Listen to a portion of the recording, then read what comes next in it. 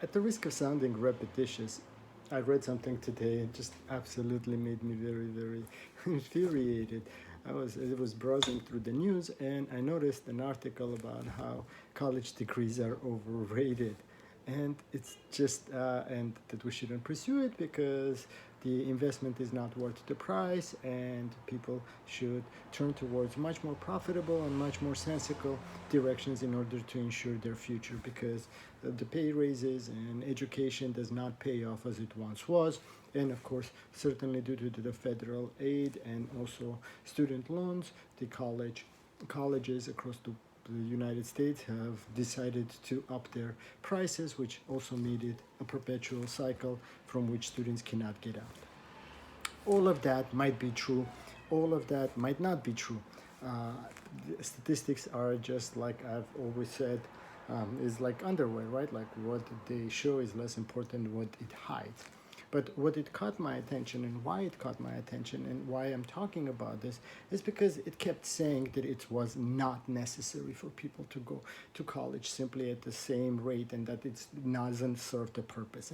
And so I started looking at representation, because we talk about the world and we talk about the role we all play within this world and how we can advance the world. So I'm going to say a couple of stuff, right? Like the first one is, like, if one was to guess, fine, if less people go to school, are we still going to need doctors? Are we still going to need lawyers? Are we still going to need accountants? Are we still going to need, I don't know, physicists, right? I guess we are. And then who's going to be those physicists? Well, let's look at how the demographic breaks down right now. So, if you want to be a lawyer, then it's going to be 64% male and about 30 some percent female, right? So which means more men than more, women are going to be attorneys. If this trend continues, I think it will continue further and along the same lines. But demographically speaking, it gets even worse, because less than 5% of lawyers are going to be people of color. And so if they're not going to school, if people are not going to school, well, there's going to be less representation. Doctors, exactly same thing. Accountants, there's less than 1% black Americans as accountants. That's just, right? And physicists, look, throughout, I don't know, for the last, since there was schooling, less than 144 or 150 black females have reached a PhD in physics. How is that sensical? How is that appropriate? How is that normative? And how is that okay? And if we were to say, okay, kids, don't go to school because it's overrated, who do you think is going to be impacted more? Who is going to be impacted if the education becomes an avenue towards economic betterment? And for some individuals, then it's denied because it is no longer profitable. So that means the only people who are going to continue getting advanced degrees are people who are already in substantial positions of power.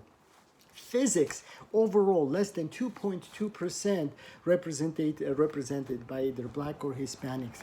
That is absolutely asinine. Add to that full-time professors, and the statistics is like 2.2 professors. And this is me speaking as a professor, right? And look, when we talk about education being important or not important, think deeply why they would want people not want to go to school. Why would it be important for them not to go to school? Well, they would want you not to go to school, so there will be less people who are able to resolve the issues that are plaguing us, as in being able to be in a position of an attorney, being in a position of a judge, being in a position of a surgeon general, being in a position of an accountant, being in a position of an economist, to be able to monitor and determine some of those issues that are plaguing our society. But of course, if we believe that we do not need to go to school, we will see the reverse statistics, right? Okay. And then we'd look about, well, what other alternatives are there? Here's a funny one, and maybe that's not so much haha funny, but it's definitely an important one. Over 74.2% of NBA players happen to be black, which is fantastic. But what is the coaching, right? Like, what is the coaching number of black coaches? Because clearly this is an athleticism, this clearly an involvement in it, which means knowledge is there. But yet, if we look at the statistical presence, less than 8.7%. How do you go from a massively experienced, massively knowledgeable group of people who have played and are familiar with the sport, yet when you get to the professional level, all of a sudden you lose access to all of that expertise, all of that knowledge, all of those skills, which means there are issues and barriers that are preventing people to be able to break those institutional barriers that are persistently present and stop people from being able to advance.